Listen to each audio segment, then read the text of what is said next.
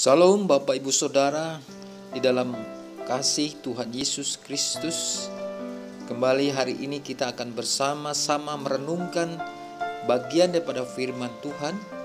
Tetapi sebelumnya saya mengajak, mari Bapak Ibu Saudara bersatu di dalam doa. Bapa Sorgawi, di dalam nama Tuhan Yesus, kami bersyukur ya Tuhan, sebab Engkau Allah yang menyertai kami, sebab damai sejahtera-Mu selalu ada dalam kehidupan kami. Dan kami percaya di dalam Engkau ada perlindungan, di dalam Engkau ada pemulihan, di dalam Engkau ada penyertaan-Mu yang sempurna, bahwasanya kasih setia-Mu untuk selama-lamanya. Bapa di sorga, hari ini sebelum kami merenungkan bagian daripada firman Tuhan, kami merendahkan diri di hadapan-Mu Tuhan. Kami mohon belas kasihan dan kemurahan-Mu Tuhan. Layakan kami, ampuni dosa dan salah kami, baik disengaja maupun tidak disengaja ya Tuhan.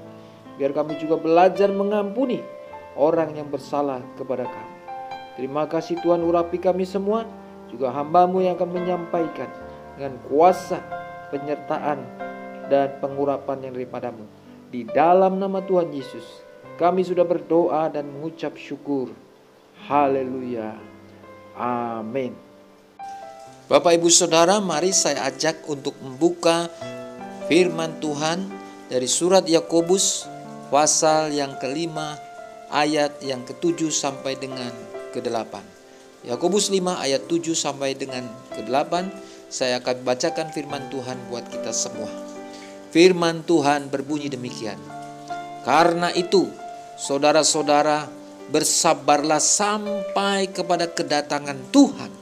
Sesungguhnya petani menantikan hasil yang berharga dari tanahnya, dan ia sabar sampai telah turun hujan musim gugur dan hujan musim semi. Ayat ke-8, kamu juga harus bersabar dan harus meneguhkan hatimu, karena kedatangan Tuhan sudah dekat. Haleluya, haleluya. Bapak Ibu Saudara, kalau firman Tuhan pada hari ini turun di tengah-tengah kita, bukan satu kebetulan. Ketika kita sedang menghadapi berbagai-bagai cobaan ujian kehidupan ini, terutama di saat-saat sekarang ini kita sedang berjuang. Semua orang sedang berjuang dan juga pemerintah berjuang untuk melawan penyebaran COVID-19. Ada banyak dampak yang diakibatkan oleh pandemi ini, bukan hanya yang terjadi pada bangsa kita, tetapi seluruh bumi menghadapi ujian cobaan ini. Berbagai-bagai tantangan, berbagai-bagai masalah harus dihadapi oleh bangsa, oleh kita semua. Masalah-masalah keuangan, masalah-masalah pengangguran, masalah pekerjaan, masalah-masalah bisnis, bahkan masalah-masalah sakit penyakit pandemi ini yang harus dihadapi dan harus diatasi. Dalam keadaan yang seperti ini, memberikan dampak psikologis kepada banyak orang. Akan ada banyak tekanan-tekanan secara psikis yang menekan kehidupan banyak orang. Jiwanya tertekan karena masalah-masalah ini menumpuk, dan problema-problema ini memberikan tekanan-tekanan di dalam kehidupan banyak orang. Hari ini ketika firman Tuhan menyerukan tentang, menyatakan tentang kesabaran, supaya kita dituntut untuk memiliki kesabaran yang daripada Tuhan. Saya percaya Tuhan sedang mengingatkan setiap kita, setiap orang percaya, untuk memiliki kesabaran di dalam menghadapi kehidupan ini.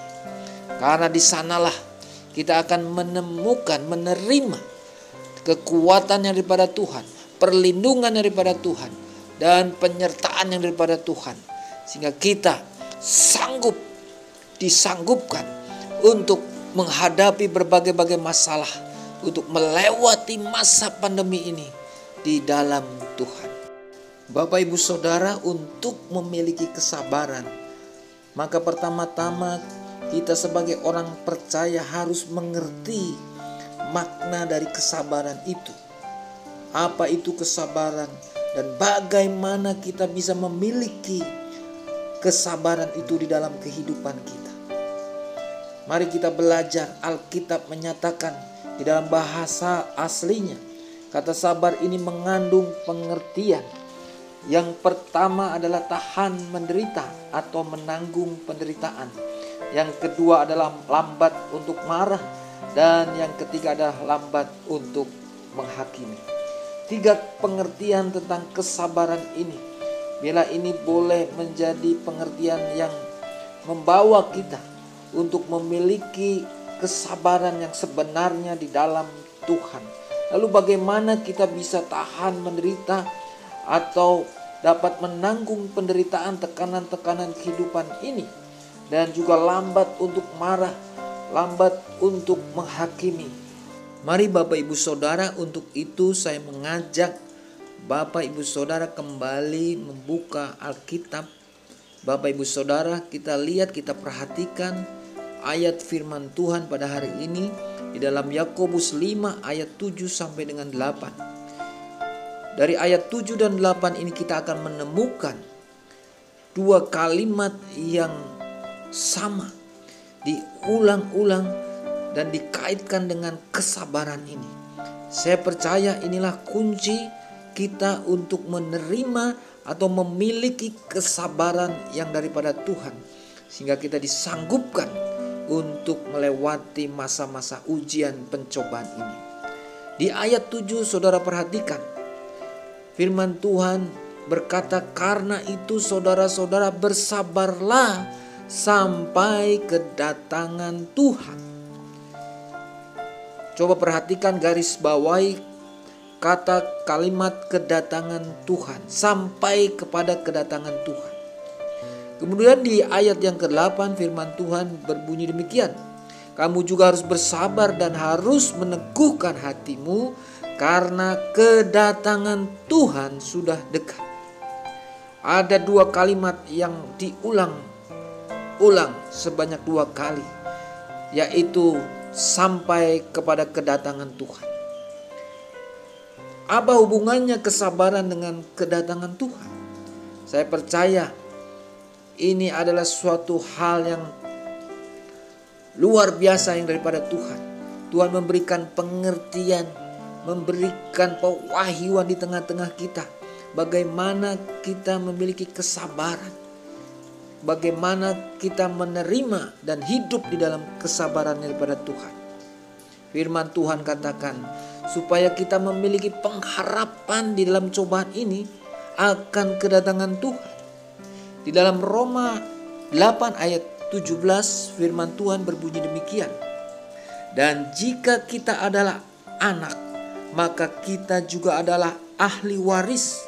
Maksudnya orang-orang yang berhak menerima janji-janji Allah, yang akan menerimanya bersama-sama dengan Kristus, yaitu jika kita menderita bersama-sama dengan Dia, supaya kita juga dipermuliakan bersama-sama dengan Dia.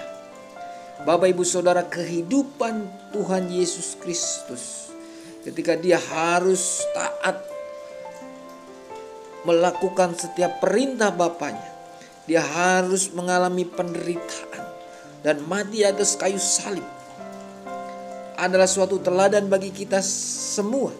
Dia sabar menanggung semua penderitaan itu sampai mati di kayu salib. Mengapa Dia harus bersabar dan taat kepada perintah Bapaknya? Dia menanggung penderitaan yang begitu hebat karena ada pengharapan, ada kasih-Nya yang begitu besar kepada kita, supaya kita manusia tidak binasa, melainkan beroleh hidup yang kekal. Biarlah ini juga menjadi kesabaran kita, bahwa kalau Kristus sudah menderita buat kita dan sabar menanggung penderitaan itu sampai mati di kayu salib, kita juga boleh bersikap sama, sabar untuk menghadapi berbagai-bagai cobaan ujian hidup ini, dengan memiliki pengharapan akan kedatangan Tuhan, dengan memiliki pengharapan akan kemuliaan yang Tuhan berikan, dengan memiliki pengharapan bahwa kita sudah menerima kehidupan kekal, bahwa janji-janjinya ya dan amin, bahwa pertolongannya ya dan amin. Oleh sebab itu Bapak Ibu Saudara, ketika hari ini saudara sedang menghadapi berbagai ujian cobaan di dalam kehidupan saudara, hari ini firman Tuhan menegaskan supaya kita memiliki kesabaran. Dan kesabaran itu hanya bisa dimiliki, diterima di dalam kehidupan saudara ketika saudara tetap kuat dan teguh percaya kepada Tuhan, tetap berharap kepada Tuhan. Pandanglah ke masa depan, pandanglah ke depan, kepada kedatangan Tuhan, kepada janji-janji Tuhan tentang kehidupan yang kekal. Sebab saya percaya seperti Kristus sudah menderita, menanggung penderitaan sampai mati di kayu salib, maka kemuliaan itu diberikan kepada Tuhan kita Yesus Kristus. Dan ketika kita bersama-sama Kristus menderita, menghadapi cobaan-cobaan ini, kita juga akan mengalami kemuliaan bersama Tuhan. Kita juga akan mengalami kemenangan di dalam Tuhan. Sebab saya percaya di atas kayu salib Tuhan Yesus sudah berkata, sudah selesai. Segala sesuatunya sudah ditanggung Tuhan. Sehingga kita diberikan tenaga, diberikan kuasa untuk menang atas setiap masalah-masalah, untuk menang atas setiap ujian-ujian cobaan yang Tuhan izinkan di dalam kehidupan Bapak Ibu Saudara. Terima kasih. Tuhan Yesus memberkati. Haleluya. Amin.